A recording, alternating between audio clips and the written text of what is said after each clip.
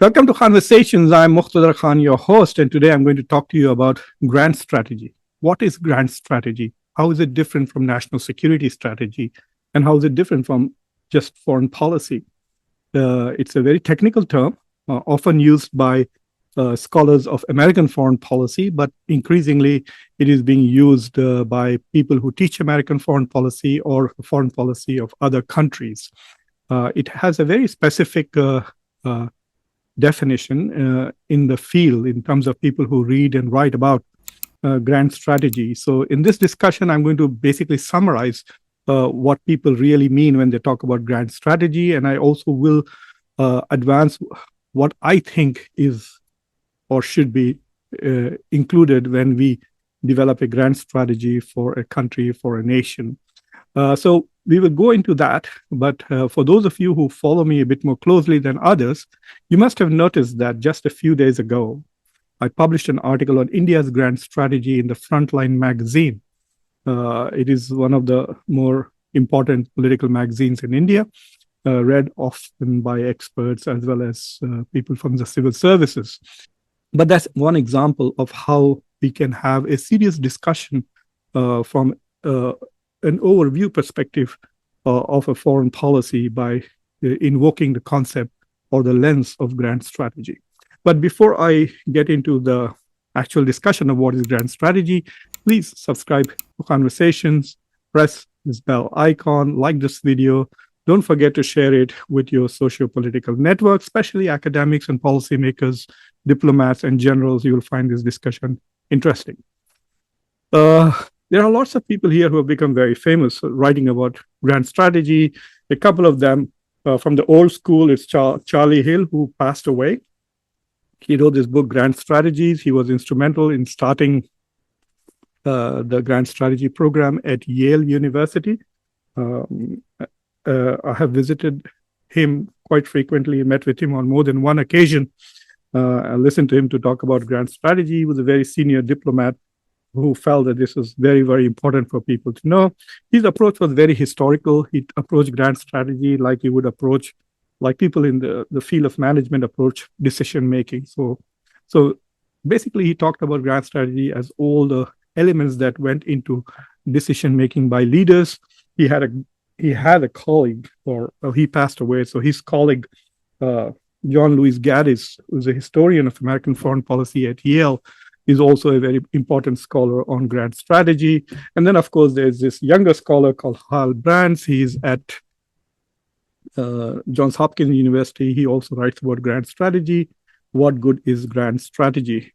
If you are looking for more academic details on who else writes about grand strategy, then I would recommend that you look at an article by Rebecca Listner.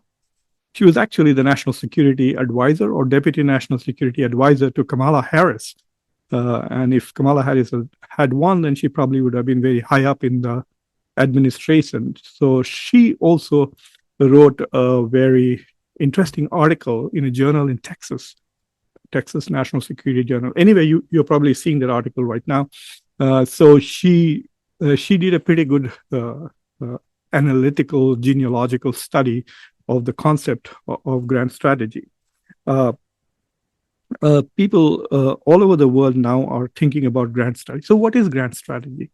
So most experts who write about grand strategy basically have this definition that grand strategy is the highest form of statecraft. It's very interesting that they label it the highest form of statecraft and argue that it is an exercise or a process or a vision by which you muster or you harness all sources of national power, economic power, military power, technological power, soft power, cultural power, even if you have religious powers. Like, for example, Saudi Arabia, because of the presence of Mecca and Medina, exercises a special kind of power over Muslims worldwide. You could argue that it's a kind of soft power which comes from religious sources. So you use that also. So you use all the sources of power that you can muster and use this, build a strategy, to craft a strategy to protect your national interest and national security. So to pursue your national interests, to bring together all the sources of power is what we call, or most experts call, grand strategy. So ultimately, grand strategy is like a national security strategy, except that most national security strategies think of hard power, soft power, they think of economic instruments, they think of military instruments, they think of diplomacy, but this is a little bit more. I find it odd that many people who describe national grand strategy and talk about it as achievement or dealing with national security threats and safeguarding the national security and national interests of a country often forget that there is an element of looking towards the future in grand strategy. So when I think of grand strategies, to me it is about not just securing your national interest, but it's also about having a vision of what the country wants to become. So, for example, today, the United States has always aspired to be the leader of the free world. So that is part of its grand strategy. Its stated goal is not just to protect its interests, but it expands its interests to define it as something that protects the free world itself. So this whole war that the US is fighting in a proxy way with Russia on behalf of Ukraine is to basically realize this vision, this grand strategic goal of protecting the free world from authoritarian states. So countries are not just protecting their own national security, but they're also that's the limit of the national security strategy. But the grand strategy is a bit more. So, for example, when you talk to realists like John Mearsheimer, for example, John Mearsheimer, when he talks about his preferred grand strategy, is what is called offshore balancing. So he would like to make sure that in America's neighborhood, America is the dominant power. And in all other neighborhoods, like Asia, Africa, East Asia, Central Asia, Europe, Eurasia, etc., no power emerges that dominates, no hegemonic power emerges in those regions. And America will not seek to dominate those regions, but America will seek to ensure that no one dominates that region by playing the role of offshore balancing. If X is becoming very powerful, then America will balance X in partnership with others. So, for example, China is rising in Asia. So America is trying to balance China in partnership with the Quad, India, Japan, and Australia. And the US has a whole industry of minilateral institutions trying to balance China and its rise. So here, the grand strategy is to ensure that nobody dominates the world other than you, or you don't dominate it fully, you dominate your part of the world, but make sure no one else dominates any other part. So there is no other regional hegemon in the world. So that's how some people look at it. Liberals look at it in a much more profounder way. They not only want to make your country safer, but they want to change the global order. They want to change the global culture. The rule-based order that Joe Biden often talks about is one of the visions of the liberals. They want to rebuild the whole world as a liberal system. So this liberal international order is where you go and convert other countries to follow your values. And so the whole system becomes a system where your values are appreciated. So, for example, as a Muslim living sometimes in Western countries, I have a lot of problems trying to get to Friday prayers. We work on Fridays. We have holidays only on Jewish and Christian days, Saturday and Sunday, the Sabbath and church. So if you're a Christian or a Jew, you have a holiday, but if you're a Muslim, you don't. But if the whole world became Muslim, then they all will probably have Friday off. So I'm just giving you an example, but the US is not trying to do anything religious. What it wants to do is promote democracy, freedom of speech, and those kind of liberal values and democratic values that America feels are its values. And if those other countries adopt America's values, they are more likely to accept America's leadership. And therefore, one way to establish global domination and hegemony is to establish your values as global values. That is, the pursuit of that goal is a grand strategy. And that is an important part. So there, it's much more than just securing your national security. you're also securing your national interests, where interests are defined as something much, much broader. And then you might also go even beyond that and say we are also trying to promote our national identity, national culture, national values globally. So that is what a grand strategy is all about. Let me show you a couple more books that are interesting to show that how more and more people are adopting this. So, for example, I have this book called India's Grand Strategy. So Indian scholars have already started discussing, because India is aspiring to become a global power. You can't become a global power without having smaller countries, weaker powers don't think of grand strategy. For them, the primary concern is to protect their borders and their national interests. So they're more interested in national security strategies, how to be safe. So if you're Bangladesh in South Africa, in South Asia, you clearly are not dreaming of imposing your Bangladeshi values on all of South Asia, even though Afghanistan tries to do that. But you don't have the power or the capacity or the population or the vision to do that. India is trying to do that in South Asia, and therefore India has a grand strategy. What Bangladesh would have is a national security strategy. It just wants to be safe, keep its population safe, keep its territory safe, keep its borders safe, ensure that it continues to get water supply from others. Those are its primary interests. It's probably not interested in changing China's and India's value system to suit Bangladesh. So this is India's grand strategy book. A lot of people have written about how some of it is aspirational, some of it is just nationalistic, uh, rhetorical stuff about how India has had a historical grand strategy, etc.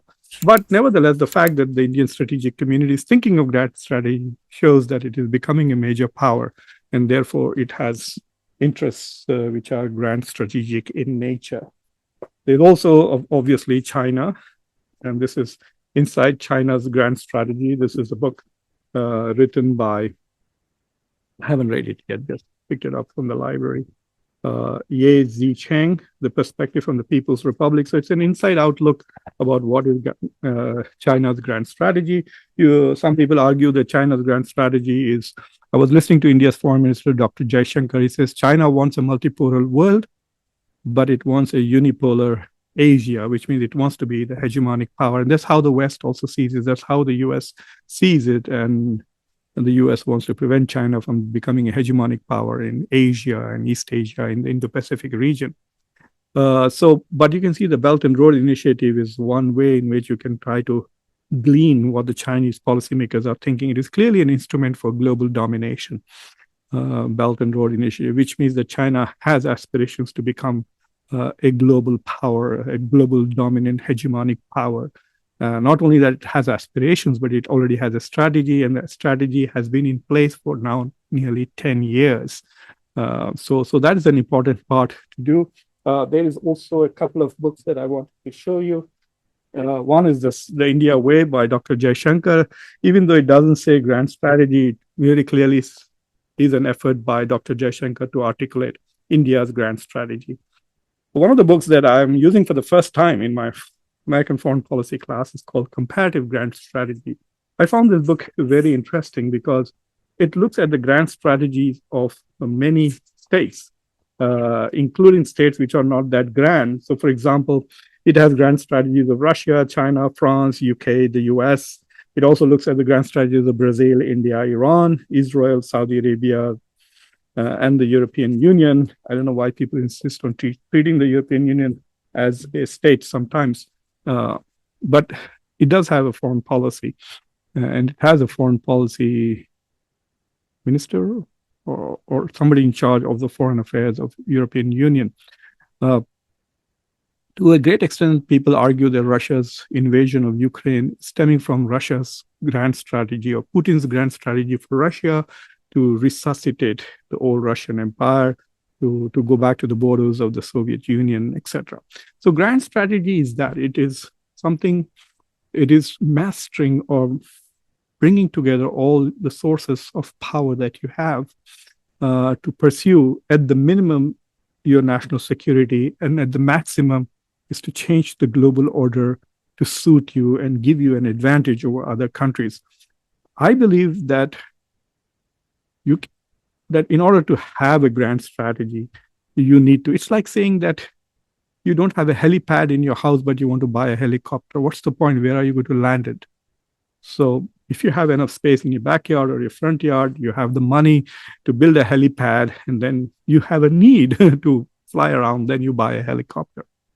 So it's like that. So otherwise, be happy with the car. So grand strategy is like that. If you have the capacity, the power to do something beyond your national security, or to be able to envision what potential threats might come to your nation and to your interests in the future. And so there is one element of grand strategy, which is also about time, about future. So long-term development of capacity to guard national security and national interest is very much one of the things that you would like to achieve in your grand strategy.